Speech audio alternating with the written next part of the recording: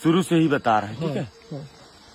मार्कंडेय ऋषि जी थे जिन्होंने यह माता नर्मदा का परिक्रमा उठाया था।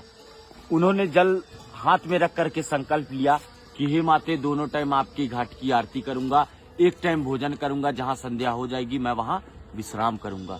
ऐसा बोल करके उन्होंने पूरा परिक्रमा किया। 3 साल 3 महीना 13 दिन लगाए उन्होंने अपने परिक्रमा में। जगह जगह उनकी तपस्थली बनी। 3 साल 3 महीना 13 दिन। तभी मार्कंडेय ऋषि जी ने ऐसा कहा कि मैं मार्कंडेय ऋषि माता नर्मदा का परिक्रमा सबसे पहले कर चुका हूँ। जब उनको सबसे पहले करने का अहंकार हुआ तो मैया का नाम है नर्मदा। नर्मदे हर। नर का मतलब होता है एक मनुष्य, मत का मतलब उसका अहंकार, और हर का मतलब हरने वाली। नर के मद को हरने वाली। मार्कंडेय ऋषि जी का अहंकार टूटा। मार्कंडेय ऋषि जी खंडित हुए।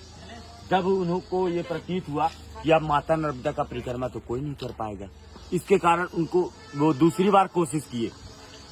जल लिया हाथ में और बोला, हे मैया, दोनों टाइम आपके घाट की आरती करूंगा, एक टाइम भोजन करूंगा, और जो मुझसे इतनी बड़ी भूल हुई, इतनी बड़ी गलती हुई, मेरा जो अहंकार था, उसके प्रायश्चित के लिए आपके दोनों तटों में हजारों नदी नालों का संगम है।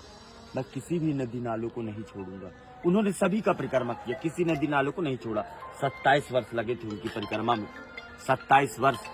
और मार्कंडेय ऋषि जी का यही कहना था कि जैसे हिमालय में जाते थे महिलाएं मोक्ष की प्राप्ति के लिए, ये नर्मदा परिक्रमा में ही एक मोक्ष है। 2 मिनट आ रहा हूँ बस। मोक्ष का मतलब होता है किसी जीव के जन्म और मरण के बंधन से छूट जाना।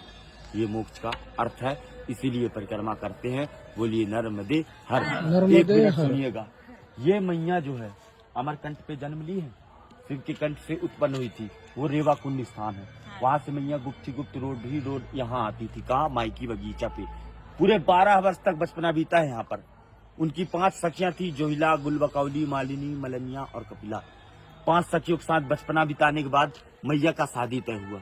सोन जी महाराज, दंत कथा के अनुसार से ब्रह्मा जी के मानस पुत्र हैं सोन, और नर्मदा मैया शिव जी की पुत्री। सोन और नर्मदा ये दोनों का लग्न तय हुआ था।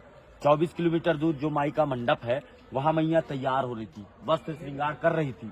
तभी मैया ने अपनी सखी जोहिला को कहा कि तुम बाहर देख कर आओ, बारात आया कि नहीं आया। तो जोहिला ने कहा, माती मेरे वस्त्र गंदे हैं, इस वस्त्र में मैं बाहर नहीं जाना चाहती। तभी मैया ने अपने वस्त्र श्रृंगार जोहिला को दे दिया था। जोहिला उस वस्त्र श्रृंगार को पहनकर बाहर चली गई। जितने भी बाराती वाले थे सभी देखे, इतने सुंदर रूप, यही दुल्हन की रूप में लग रही है। उसे मंडप पर बैठाल दिया गया। जोहिला भी जानबूझ करके बैठ गई, और जो है छल कपट करते हुए वो बैठी। सोन जी महाराज जाने अनजाने में बैठ गए। दोनों की शादी लग्न करा दिया गया। मैया तभी से कुंवारी कन्या के नाम से मानी गई। माता जी का शादी लग्न नहीं हो सका। मैया एक कन्या से जलधारा के रूप में परिणित होने का भी निर्णय ले ली। और जब वो जलधारा बनती है तो अमरकंठ पे माता जी का मस्तक है, नाभि कुंड पे, नेवावर पे नाभि कुंड है, और चरण समुद्र में है। इस नदी का परिक्रमा आप इसलिए एक ही नदी का परिक्रमा किया जाता है, नर्मदा नदी, जो कि गंगा, जमुना, सरस्वती माता आपकी सभी से सर्वश्रेष्ठ है। जैसे गंगा की स्नान मात्र से, जमुना के जल आचमन से, सरस्वती के जल छींटे से जो प्राप्ति मिलती है, माता जी को मात्र आंखों से देख लीजिए, दर्शन कर लीजिए, तो दर्शन से वो प्राप्ति मिल जाती है। बोलिए नर्मदे नर्मदे। आप यही रास्ता है ना कहते? नर्मदे हर बाबा, नर्मदे हर। बढ़िया, आपको अच्छा लगा? बहुत बहुत। बाबाजींनी आपल्याला ऐसा दीजिएगा कि हम देख लीजिए। नर्मदे नर्मदे हर। बाबाजींनी आपल्याला खूप छान माहिती दिली, जी आपल्याला माहित सुद्धा नव्हती। तर सगळ्यांनी एकदा म्हणूया, नर्मदे हर हर। हर। जय हो मैया, आपका अच्छे से पार लगे, घर द्वार में कभी परेशानी ना आए। नर्मदे हर। नर्मदे।